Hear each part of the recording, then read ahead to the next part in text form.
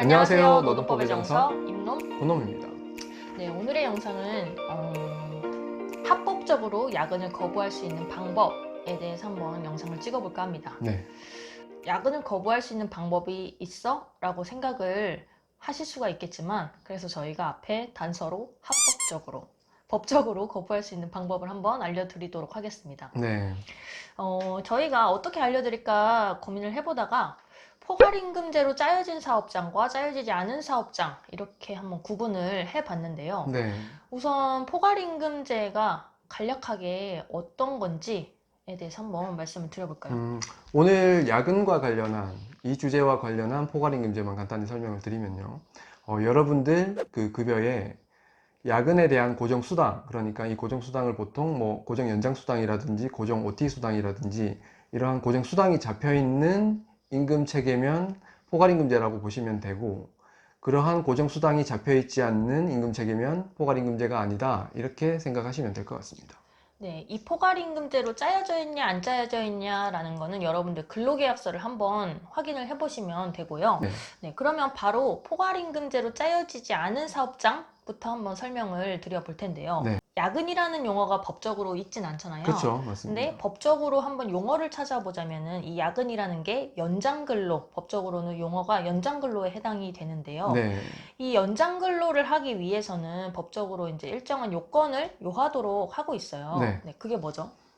합의를 요하도록 하고 있습니다. 네, 합의가 뭔가요? 합의라는 거는 양 당사자의 의사의 합치를 합의라 부릅니다. 네, 그러니까 여기서는 사용자하고 근로자의 의사의 합치를 말하겠죠.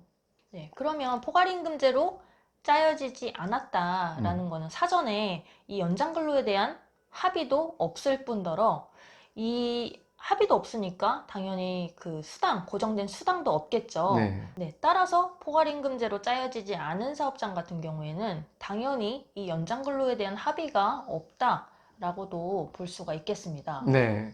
그래서 이 포괄임금제로 짜여 있지 않은 사업장에서는 야근을 시키려면 야근할 때마다 합의를 하셔야 된다, 이렇게 보시면 되겠습니다. 네, 그러면 거부가 가능하다라는 네, 뜻인가요? 맞습니다. 말씀드렸다시피 합의라는 네네. 거는 양 당사자의 의사의 합치가 있는 건데, 근로자가 만약에 이걸 거부를 해버리면 합의가 성립을 하지 않는다는 말이 되겠죠. 그러니까 거부가 가능하다, 이렇게 말씀드릴 수가 있겠습니다.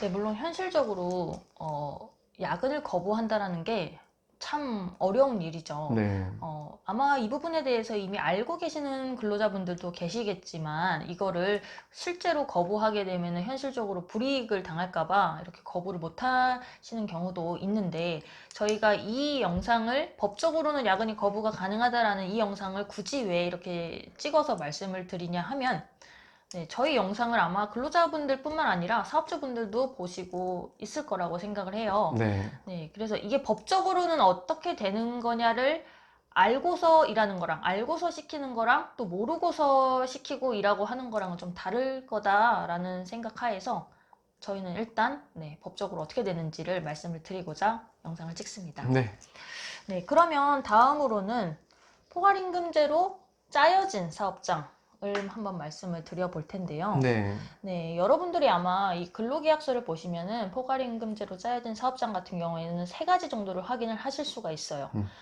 첫 번째로는 고정적으로 내가 연장 근로 시간, 몇 시간에 합의를 했는지 그 시간과 음, 그 다음에 그에 따르는 수당이 음. 얼마인지 그 다음에 그 연장 근로에 뭐 합의를 한다라는 그런 문구 정도 이렇게 확인을 하실 수가 있습니다. 네, 네, 그러면 이렇게 사전에 음, 근로계약서를 통해서 음. 연장 근로에 합의를 한다. 이런 게 사전에 합의를 하는 게 이게 가능한가요? 효력이 있는 건가요? 그쵸. 내가 언제 야근을 할지도 모르는데 미리 합의를 해놓는 게 이게 효력이 있나, 네. 이렇게 생각을 하실 수 있겠지만, 네, 법원, 즉 판례는 가능하다라고 합니다. 네, 그러면은 음.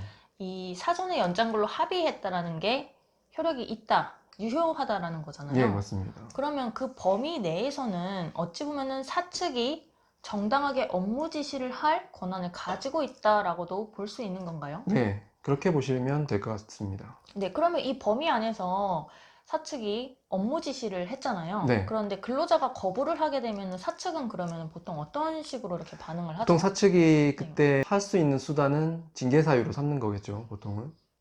정당한 업무 지시 거부로 인한 징계 사유로 네, 삼는다라는 거죠. 네, 맞습니다. 네, 그러면은 이게 징계 사유에도 해당이 되고 정당한가요? 네, 그렇게 볼 수밖에 없는 게 네, 말씀드렸다시피 미리 지금 연장근로에 대한 합의가 되어 있기 때문에 네, 사용자는 그에 근거해서 정당한 업무 지시를 할 수가 있고 만약에 근로자가 이를 거부를 하면 네, 징계 사유가 된다. 네. 이렇게 보실 수밖에 없겠습니다. 그러니까 결국은 포괄임금제로 짜여져 있는 그 합의가 된 범위 내에서는 연장근로, 즉 야근을 거부를 할 수가 없는 게 맞다. 원칙적으로는 그렇게 보시는 게 맞을 것 같습니다.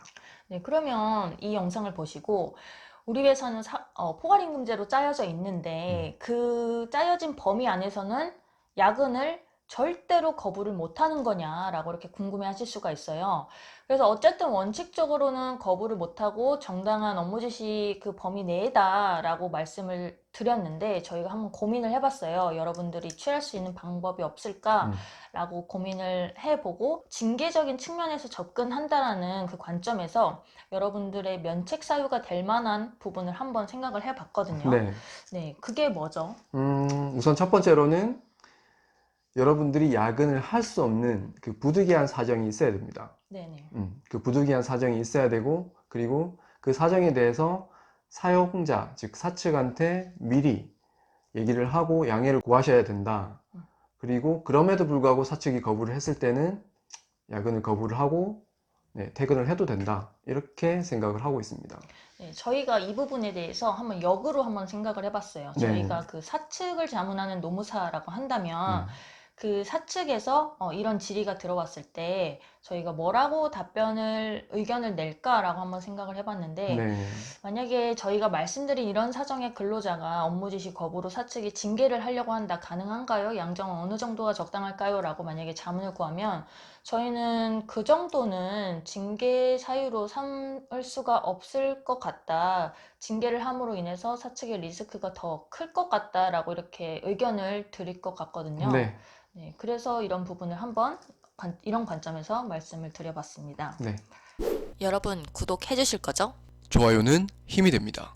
지금까지는 포괄임금제로 짜여진 사업장에서 그 사전에 미리 합의한 그 범위 내의 부분을 말씀을 드렸는데 이 포괄임금제로 짜여진 사업장이라 하더라도 사전에 미리 합의를 한 부분을 넘어서는 그 부분에 대해서는 어떻게 될까요? 아마 좀 감이 좋으신 분들은 바로 지금 이렇게 생각이 드실 수가 있는데 저희가 이제 앞서서 말씀드렸던 걸 한번 다시 회상을 해볼게요. 포괄임금제로 짜이지 않은 사업장 같은 경우에는 사전에 합의된 부분이 없다 보니까 야근을 할 때마다 새로이 합의를 해야 된다라고 말씀을 드렸고요. 포괄임금제로 짜여진 사업장에서 그 짜놓은 범위 내에서는 사전에 합의가 있기 때문에 별도의 합의 없이 정당하게 야근을 지시할 수 있다라고 말씀을 드렸잖아요. 그러면은 포괄임금제로 짜여진 사업장에서 그 사전에 합의를 한 부분을 넘어서는 부분에서는 별도의 뭐가 필요할까요? 합의가 필요하겠죠. 네, 정답입니다. 네, 네. 그러니까 만약에 근로자가 거부를 하면 합의가 성립을 안 하니까 연장 근로를 시킬 수 없다. 이렇게 결론이 나오겠습니다. 네, 그러면 지금 계속 합의에 대해서 이렇게 얘기를 하고 있는데 네, 이 합의와 무관하게 연장 근로가 안 되는 범위가 있어요. 네, 법에서 이 한도를 정하고 있는데요. 네, 네. 법으로는 일주일의 연장 근로를 할 수 있는 그 한도를 절대적인 한도를 정하고 있습니다. 네. 즉, 일주일에 12시간을 넘어서는 연장 근로는 절대적으로 안 된다. 이렇게 규정을 하고 있습니다. 그러니까 여러분들이 야근 시간이 일주일에 12시간을 넘어간다. 이렇게 되면 무조건 법 위반이고요. 이거는 합의가 있든 없든 무조건 안 되는 거기 때문에 12시간을 넘어서는 야근은 합의를 하셨어도 거부를 할 수 있다. 이렇게 보셔도 될 것 같습니다. 네, 근데 가끔 가다가 이런 사업장도 있어요. 포괄임금제를 짜놨는데 음, 이 법정 연장근로 한도를 초과해서 포괄임금제를 짜놓은 거예요. 지금 연장근로 한도가 일주일 12시간이라고 말씀을 해주셨잖아요. 네. 근데 포괄임금제로 막 일주일에 20시간, 15시간 뭐 막 이렇게. 이런 식으로 음, 이렇게 짜놓은 사업장이 있는데 이 경우에는 법 위반입니다. 네. 네, 그렇기 때문에 여러분들 한번 근로계약서를 꼭 한번 확인을 해 보시고요.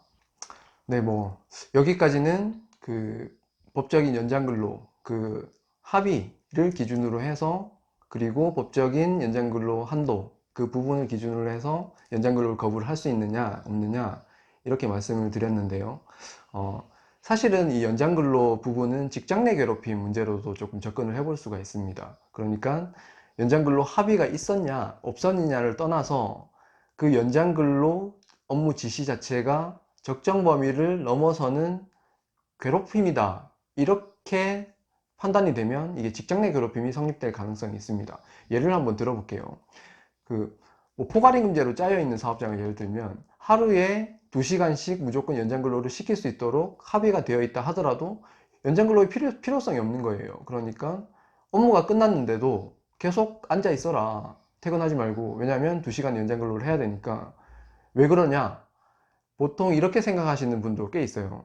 근로자들이 빨리 퇴근을 시켜버리면 그게 자신들이 습관이 돼버리고 그렇게 자꾸 요구를 하니까 습관을 잘 들이기 위해서 늦게 퇴근을 시켜야 된다. 뭐 길들이기 하는 거예요. 네, 길들이기. 아니면 딱 집어서, 그러니까 괴롭힘을 하는 경우도 있어요. 뭐 다른 사람들은 다 일이 없으니까 다 퇴근을 해라 해놓고 특정인만 딱 찍어서 남기는 거예요. 너는 야근해라, 근로계약서상 야근하도록 되어 있지 않느냐. 이런 경우는 합의가 되어 있다 하더라도 직장 내 괴롭힘이 성립할 수가 있습니다. 그리고 직장 내 괴롭힘이 성립을 하면 저희가 얼마 전 영상에서도 말씀을 드렸죠. 네. 이제는 특별 근로감독 사유가 될 수 있다, 이렇게 보시면 될 것 같습니다. 네, 오늘도 유익한 영상이 되셨기를 바랍니다. 감사합니다. 감사합니다.